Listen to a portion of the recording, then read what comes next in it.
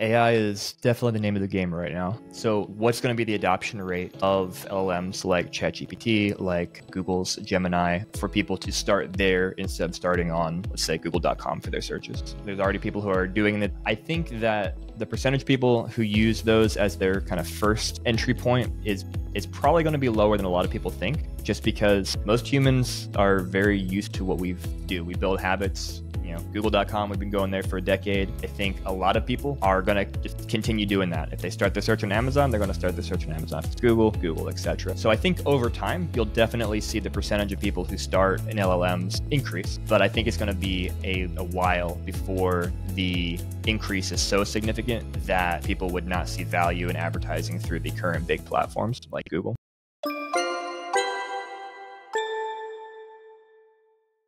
Welcome to the Ecommerce Marketing Podcast, the highly rated digital marketing podcast that provides weekly digital marketing tips and strategies from some of the world's top digital marketers and e-commerce entrepreneurs that will help you take your digital marketing to the next level. Sit back and enjoy this power-packed episode hosted by Arlen Robinson, who is an e-commerce entrepreneur and digital marketing expert with over 20 years of experience. Hey, Ecommerce Marketing Podcast listener. Are you looking to increase traffic and sales to your website?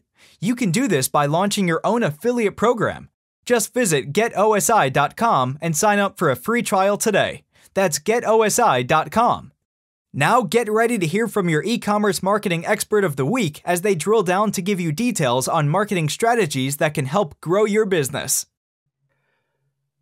Welcome back to the E-commerce Marketing Podcast, everyone. My name is Arlen and I'm your host. And today we have a very special guest, John Horn, who is the CEO of StubGroup, a premier Google partner digital advertising agency. They're ranked in the top 1% of Google partners worldwide. StubGroup has generated over $500 million in revenue across various verticals and helped over 2,000 clients with paid ads and suspension issues. John has taught digital advertising to over 100,000 students, and his YouTube videos have received millions of views. Welcome to the podcast, John. Hey, thank you so much for having me. Yes, and thank you for joining us. Quite an impressive resume that you got there for sure. So it sounds like you've really been involved in digital marketing for quite some time. And that partnership with Google that you have as a premier advertising agency is not something that's easy to achieve, especially to be at the top 1% of all Google partners worldwide. That's really impressive. It's been a fun journey. Been doing this for a little over a decade at this point, and it's every day seems like a new adventure because of the digital advertising space and how quickly it changes. So keeps us on our toes. Yes, for sure. So today I'm super excited to talk to you about things that it's relevant to you and your customers and your kind of whole world, which is, revenue growth strategies for e-commerce brands with regards to audience testing and how do you make changes based on the data that you're getting from various audiences. And so really topical today in the world that we're in right now. But before we dive deep into that, why don't you tell us a little bit more about your background and specifically how you got into what you're doing today? Yeah, absolutely. So I've been in marketing for a long time. Been with StubGroup, like you mentioned, for a little over a decade at this point. Came on basically as employee number one back in the day when we kicked things off. Two founders who saw just a need in the advertising space.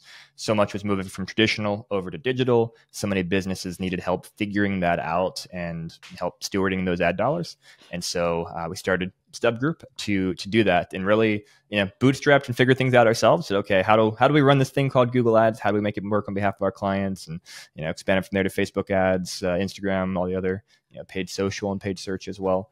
And ever since then, it's been a learning opportunity.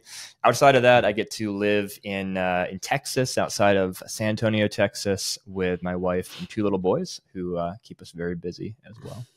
Okay, awesome. I'm sure they do.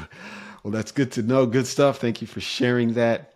So today, as I mentioned, we're talking about growth strategies and audience testing. One of the things that I think is relevant for all types of e-commerce businesses, whether they're startup, whether they're been in business for several years, things are changing super fast these days as far as the internet as far as social media and trying to figure out where your audience is, who your audience is, because that's very fluid these days. I think things are a little bit different than they were in the past, where your audience can definitely change.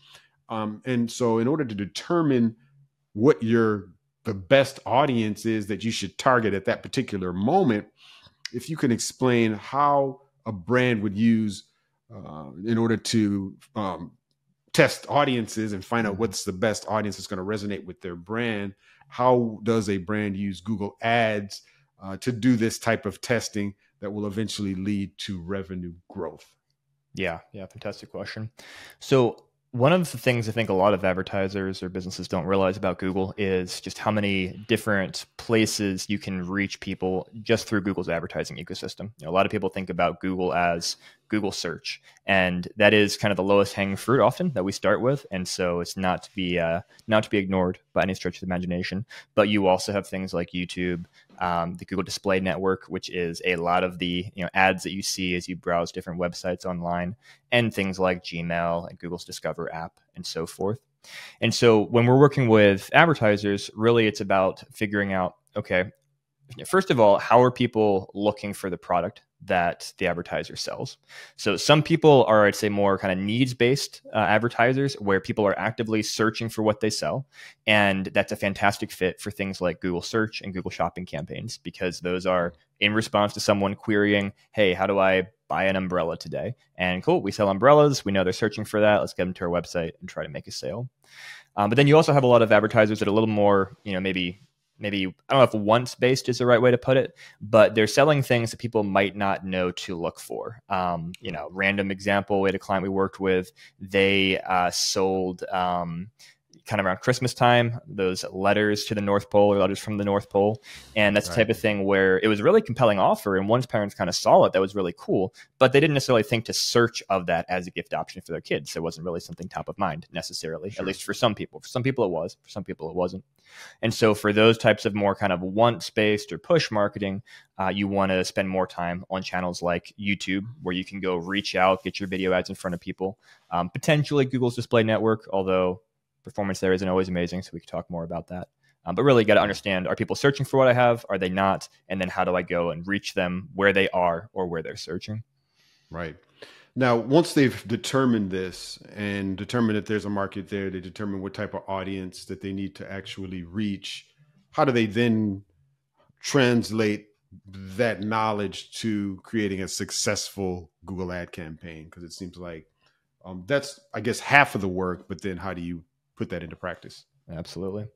So a lot of testing is going to go into that, because you can make, best assumptions possible in the world, but then you got to let the data dictate things. So generally when we start out with advertisers, it depends certainly if they're a new brand versus, hey, we're taking over existing advertising, that'll obviously impact things. But generally we look at things kind of in the funnel, in the perspective of a funnel. So you've got the bottom of the funnel, which is what I like to call that low hanging fruit. That's people who are searching right now for what you sell and are the most likely to convert.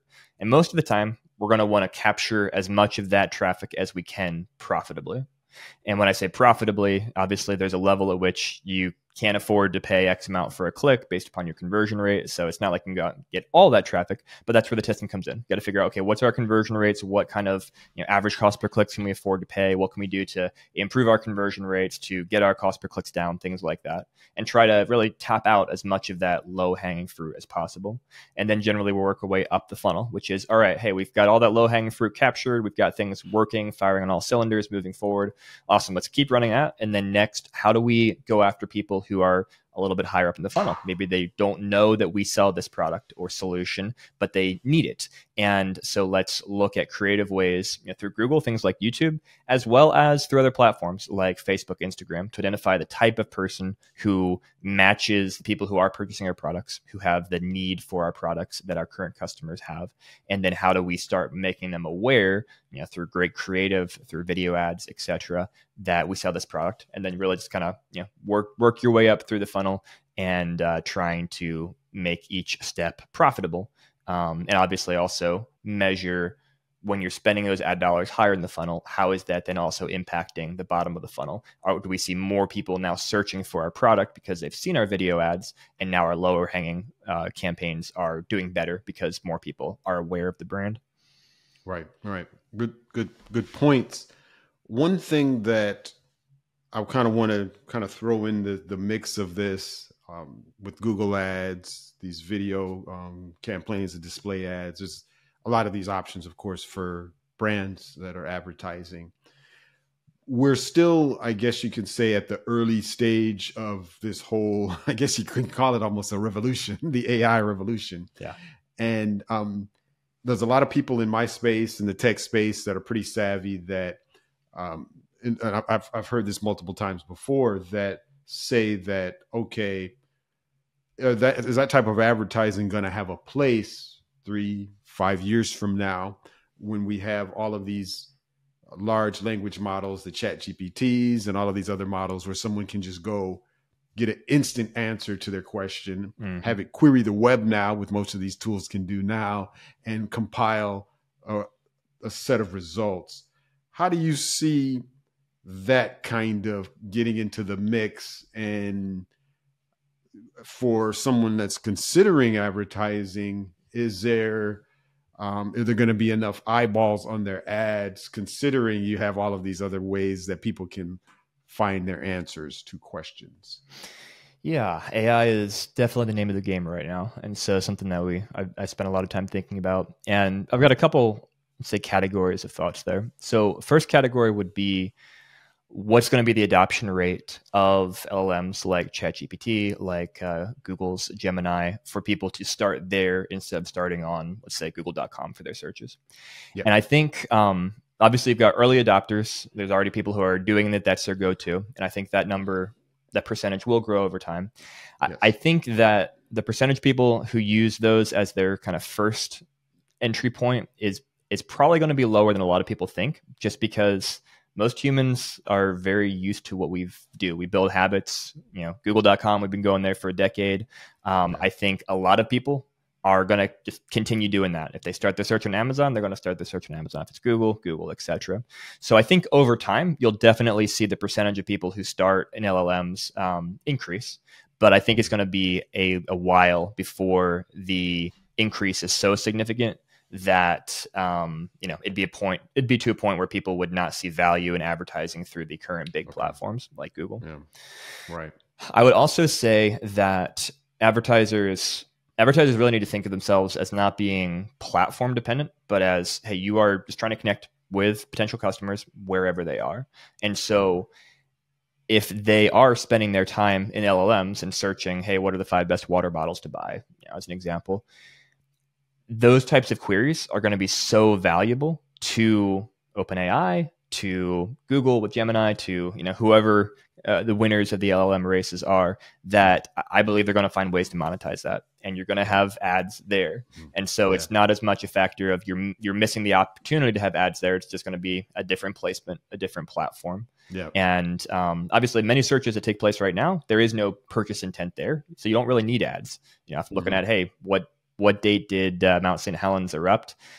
I'm not looking to spend money. Probably don't need to have an ad there. ChatGPT gives me a date. Cool. But, if I'm searching again to buy water bottles, purchase intent, I think the platforms are going to find ways to make money off of that. Yeah, I totally agree. They're definitely, I'm sure there's beta versions of these types of AI tools where you can ask specific questions. And if you have some type of ad component integrated into it, it's just not released yet at this point. But yeah, I totally agree. It's just going to evolve and come along with these different AI tools. Now, with the work that you're doing with your clients, of course, a lot of what you're doing with each client, I know is specific to a client. So you're doing, it's a data-driven approach where you're understanding, the metrics about their audience, as we talked about. You're understanding the needs of their end customer, and then figuring out, all right, what's the best type of ads that we need to come up with? How does that differ? And what are some of the things that you're doing? How does that differ from traditional marketing strategies? Yeah, one of the beautiful things about the digital side of things is how much you can track and then report back into your advertising platforms and actually optimize towards. You still can't track everything. There's always gaps, and every platform loves to take attribution for as much as possible. So, Google's like, no, they came from us. And Facebook's like, no, they came from us. And it's like, well, maybe they came from both of you, but you don't each get 100% of the credit. So attribution's a whole fun world in and of itself. But really it comes down to tracking what is happening as accurately and comprehensively as possible, and attributing that as best as we can to what is driving those things, and doing that at a granular level within your Google Ads account, your Meta Ads account, etc., as well as looking at the big picture, looking at, hey, over time, how much revenue are we making as a company? How much advertising spend do we have, and what's the efficiency of that? Are we seeing our revenue increase as we spend more across different platforms, or are we simply seeing our profit margin decrease? And how is that changing when we allocate money to different platforms? If we cut our budget by 50% on Facebook, how does that impact our overall revenue? Are we actually not getting people into our funnel? Or, hey, no, is that just kind of wasted spend and our profit's better? So trying to help our clients look at both those big picture ideas, as well as more the granular, hey, this ad's working better than that ad, this keyword's converting, that's not. Those are both important aspects, I would say. Yeah, for sure. Yeah, and I think the beauty with all of this on the digital side is that you can make changes a lot quicker, especially, I'm sure you can testify to the fact that with some of your larger clients that are spending, tens of thousands of dollars on these various ad campaigns, if you make one, small change, you're going to start to see immediate results or immediate changes, whether it's a good result or a bad result. Yes. So that's one good thing about it, as opposed to, traditional types of advertising, so that data is truly key. I'm always about learning lessons from other businesses and other successful campaigns. So I wanted to see if you could share just an example of an e-commerce brand, either that you've worked with or just one in general, that has seen a significant growth through the optimized audience testing that we talked about with Google Ads. Yeah, absolutely. So let's think of a good example. So we've got a client in kind of the bedding space, and bedding with a D, not with a T. So sheets, sheets, pillowcases, that kind of thing. Right. And so there's an example where increasing is not always the right thing. So we kind of took over from an agency that had been managing their advertising, and they're spending quite a bit of money on a monthly basis. And it's not a decent amount of revenue coming from it, but they just weren't making much profit because the ROAS was quite low. And so we came on board and said, look, we need to make this efficient. How can we figure out how to make this as efficient as possible? And where are there areas, for example, they're spending a lot of money on branded terms. And so we did some testing analysis to say, is that actually worth it to be serving ads when people look for them by name? Or if we cut that cost, will those people still end up clicking through organically? Interestingly, in that case, we actually found that those branded ads were pretty important, because when they weren't appearing, the client was losing impression share to competitors who were targeting them, and then people were going and checking out other options. And so we still ended up doing a fair amount of that branded advertising. But kind of across the board is looking at, okay, well, what's not just what's converting, but what are the rates at which different audiences or different categories of keywords, different campaigns are converting, and then looking for that. You got wasted ad spend or the less efficient ad spend, and cutting and trimming. And so we were able to get them from a place where they were not really being profitable with their ad spend to a place where they were being profitable on a unit perspective, because we're able to get that return on ad spend increased by decreasing the budget fairly significantly and focusing really on just the areas that were working well for them. Okay, great. Yeah, sounds good. Thank you for sharing that example. Now, aside from some of the mistakes that you kind of saw that they were making, that particular brand that was making, before you kind of came into the picture, what are some other common mistakes that you've seen brands make when they're trying to optimize their marketing initiatives with Google Ads?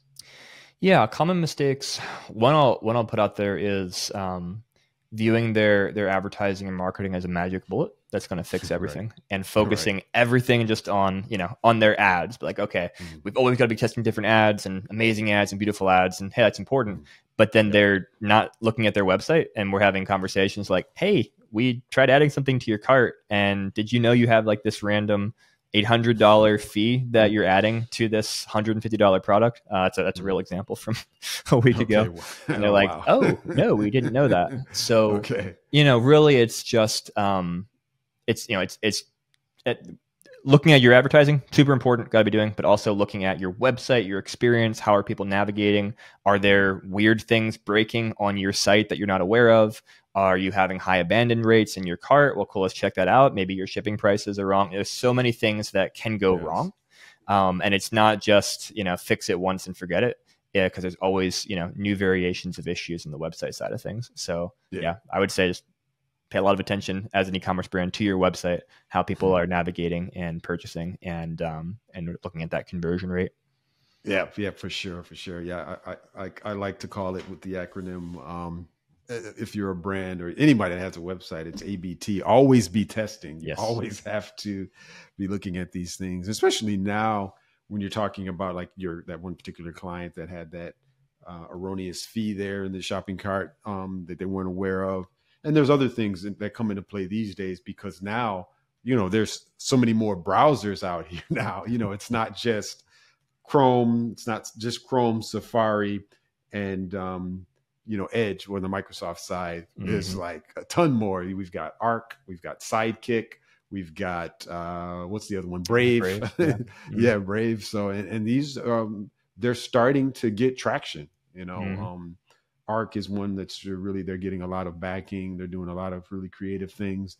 And so those are things that you definitely want to start taking a look at, even though, the numbers of maybe your customer demographic don't show that they're maybe using, it's not a high percentage of your customers may be using it, but, there are some that are, and, every customer is important. And so if somebody comes to the site, has a bad experience or something doesn't work, of course, they're not going to come back. They may tell others, and then, the word spreads. And so it could definitely have a negative effect. So I think browser testing is also really important, and also device testing, mobile device testing, because that's another thing where we have all of these different types of mobile devices, and you want to make sure things perform correctly across platforms.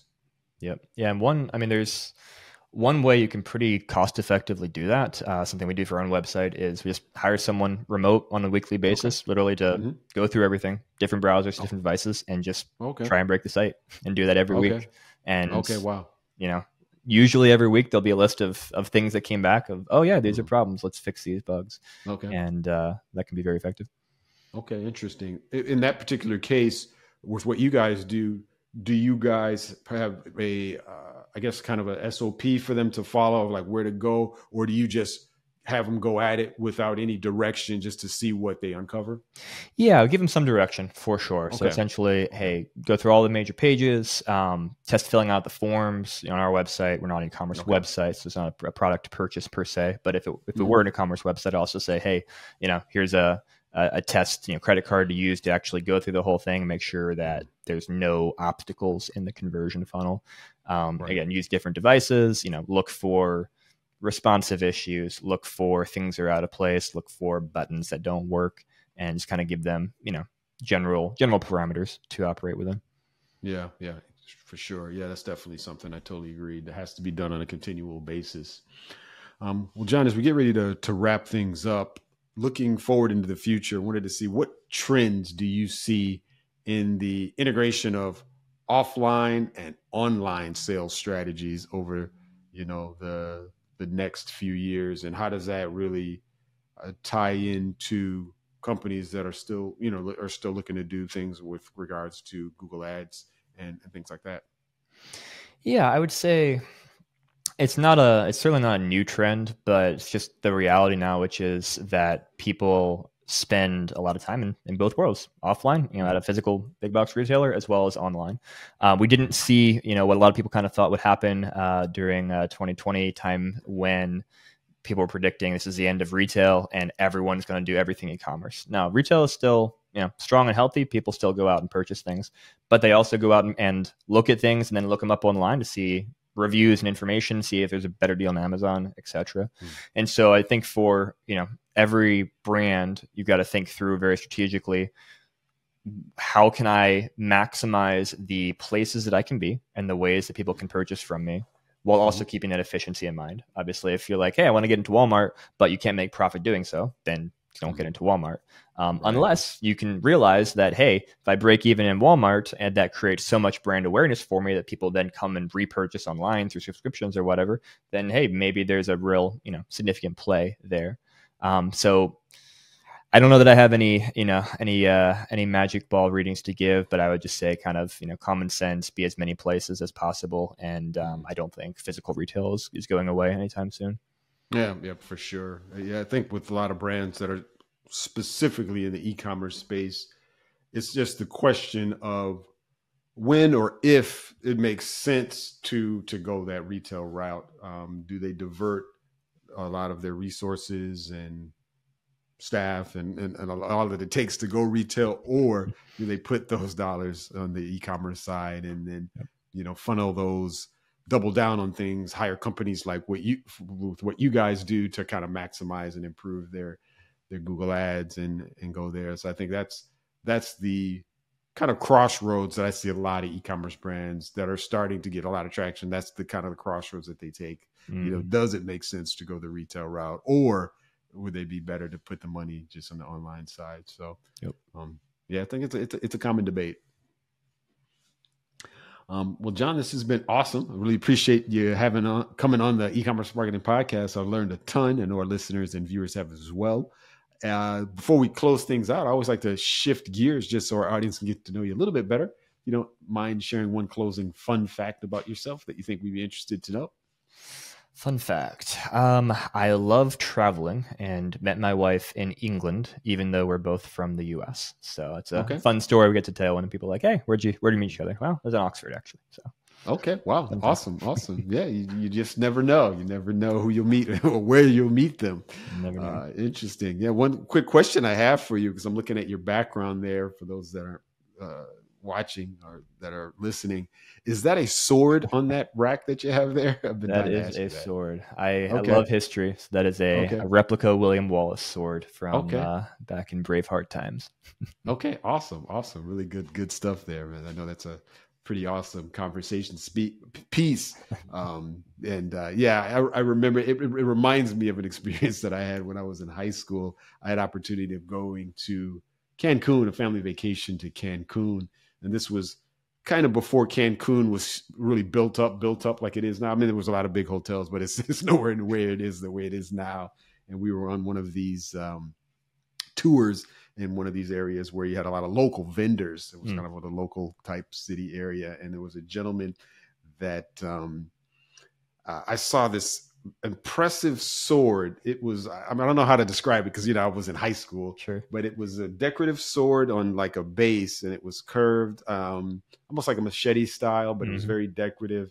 And I was like, wow, that would be awesome to have. And actually the gentleman that was there wanted to barter with me. I think at the time I had this is dating me though. There was a brand of shoes called Lottos back in early 90s, I think, late 80s actually, that had like a snake skin. He wanted to exchange my shoes for the sword. And I was like, to this day, I still regret it, because I think back, I was like, wow, I could have gave him my shoes and he would have given me this massive decorative sword. But, my parents were like, you don't need that. How are you going to get that on the plane? I probably could have gotten away with it because, this was pre 9/11 and, there was no TSA. So I probably could have got it on the plane. But to this day, I'm still kicking myself because I'm like, wow, I could have had that. So when I saw your sword there, that's one of the things that I thought about. But awesome piece there that you have.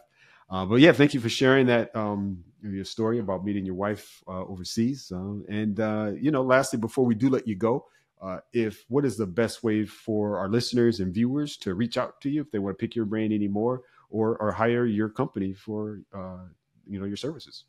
Yeah, best place to do that would be through our website, stubgroup.com. And if you like free stuff, just go to stubgroup.com/free. We've got some free, guides and pieces of information there that are good starting point. Okay. Awesome. All right. Well, great. Well, thank you for sharing that, John. We really appreciate you coming on. It's been awesome conversation here on the E-commerce Marketing Podcast. Thank you for listening to the Ecommerce Marketing Podcast. If you've enjoyed this episode, be sure to rate, review, subscribe, and share it with everyone you know. Are you looking to take your digital marketing to the next level but are tired of weeding through countless YouTube videos with unproven and untrusted marketing strategies? Well, we have the answer for you. The More Sales Every Month online digital marketing course. In this information-packed course, you will learn effective keyword research, link building, content marketing, and much more to attract and convert your site visitors into paying customers. Just go to moresaleseverymonth.com and sign up today for a low one-time fee. In addition to this power-packed course, if you would like to get access to a growing repository of digital marketing articles, PDFs, and ebooks, check out getosi.com/resources and opt in to get full access to our library of priceless marketing information to help you take your digital marketing to the next level.